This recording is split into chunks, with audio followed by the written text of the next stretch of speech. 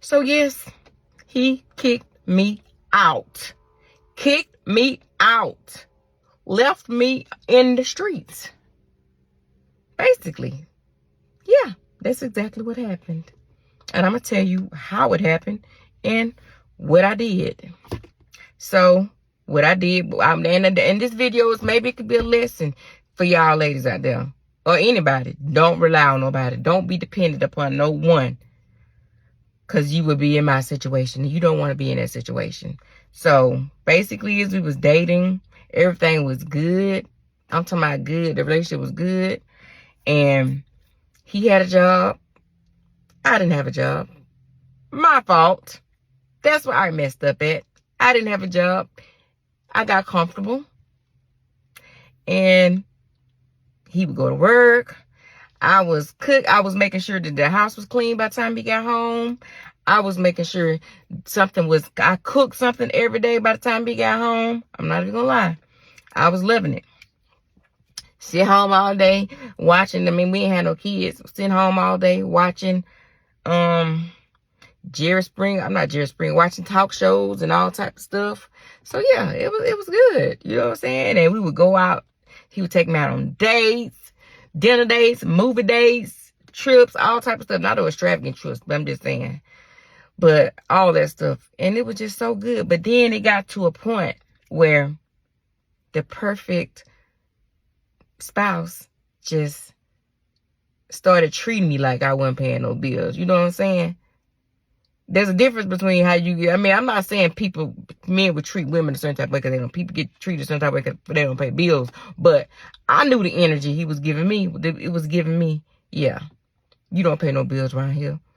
And it was to the point where I saw he was coming home late, coming home like 5 or 6 o'clock in the morning. But what can I say? I have nowhere to go. I have no money. So I dealt with it and brushed it under the rug. That's exactly what I did. And then I just felt I was in a horrible place. I was sneaking and calling the girls whose numbers he was calling. And then the way he didn't want me to act is the same girls he was talking to. The way he didn't want me to dress was the same girls he was cheating on me with. But I stayed because I didn't have nowhere to go. I didn't want to work. And I don't even think it was the fact that I didn't want to work. It was just the fact that I wasn't working. I mean, I had my own car. Thankfully, I had my own car. But, yeah, I had nowhere to go. So, of course, he sweet-talked me. But one thing I can say is he was not abusive, which does not think that. You would think that, but I don't know why I said that. That was stupid to say. But anyway, he dogged me out. And I'm not even I think he was a sweetheart cheater. You know, one of them people who cheat, but then they sweet talk you and then bam, bam, bam. So that's how it was. So I remember on Valentine's Day, he would have all his friends. I'm all over the place, but he would have his friends over there all the time playing games. You know what I'm saying? Then he would say stuff to embarrass me and blah, blah, blah, but then he apologized for it. I was just young and stupid. But then on Valentine's Day, he threw my clothes out. I'm talking about it wasn't even I'm thinking we was in a good place. He went to throwing my clothes out the door. Throwing my clothes out the apartment. I'm talking about we was in an apartment complex. Threw my clothes out the apartment complex. And all that type of stuff. I was so embarrassed. I'm like, I don't even know where I'm about to go. Because I'm not from the place we was living in. I was literally like 3 hours from where I grew up at. And I'm like, I don't even know where I'm going to go. Thankfully, which is crazy, my granddaddy stayed in the same city. I had to go to my granddaddy's house. And it was like 12 o'clock, 1 o'clock. Because I think 1 o'clock in the morning, because I think I drove around and sat in the parking lot. I mean, thinking that he gonna come and get me. Like, okay. No, he didn't.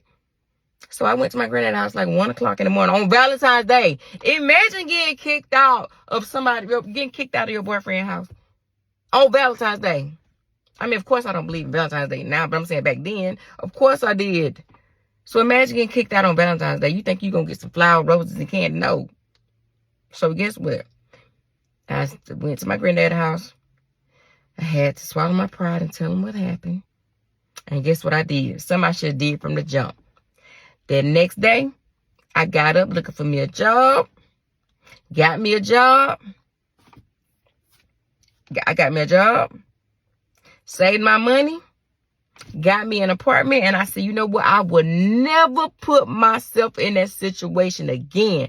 Never. I would never put myself in that situation again to rely on someone. Not to rely on a man, to rely on anybody. To be fully dependent on somebody. I don't care if they want to pay all the bills. I'm still going to have me a job. I'm still going to have me some money coming in. Whether I put it to the side or whatever. I'm still going to have me something. So if something happened the next day, I'm good. I have enough money to put up to stay in me a hotel room until I find me somewhere to stay. Or I found somebody to stay with, roommate with somebody, pay them until I would never, ever put myself in a situation for somebody to feed me and put me in the streets. Never again in my life. Never. And that's why that's what ever since then, no. Do what you want from me. But I'm going to always make me some money and have my own way. Not have my own way, but have me some money and put it up. I got me a job. I got my own place. And guess what? He ended up moving with me, but I ended up leaving and moving to Georgia. Because I wanted to pursue my stuff, pursue some things. So, yeah, that's why I'm so passionate. He kicked me out. He put me out because he had every right to, because it was his place.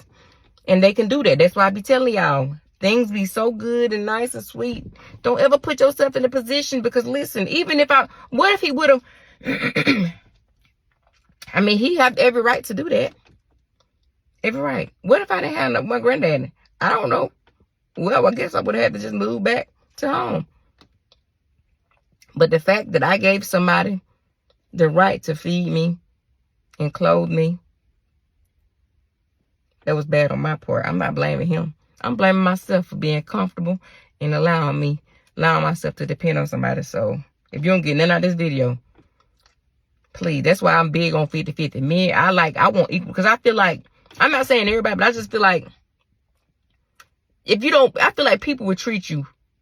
People, I don't know. I just feel like when you ain't bringing nothing, no finance or nothing to something with all these high bills and stuff like that, I just want equal respect. That's why I'm big on 50-50. I'm not saying nothing is again. If you're the type of person who let your man pay all the bills, please, by all means, please have your coins put to the side before you be outside, okay?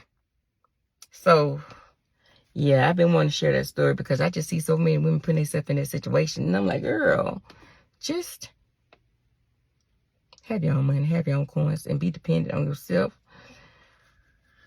Because, yeah, that's not a good place. But I'm glad I learned my lesson early, honey. Because one thing about me, I've always had my own place and own money since then. So, yeah, that concludes the video. Can y'all share your stories in the comments? Let me know y'all story about what y'all been through. Have y'all ever been in that situation before? And what have you learned from it? And what would be your advice to younger girls who like to depend on a man? I ain't even going to say young girls. Some of y'all older women like doing it too. So, yeah. Don't forget to hit the thumbs up, comment, like, share, and subscribe. And let me know what that's the topic y'all want to talk about, because I got a lot of stories to share, baby. Okay?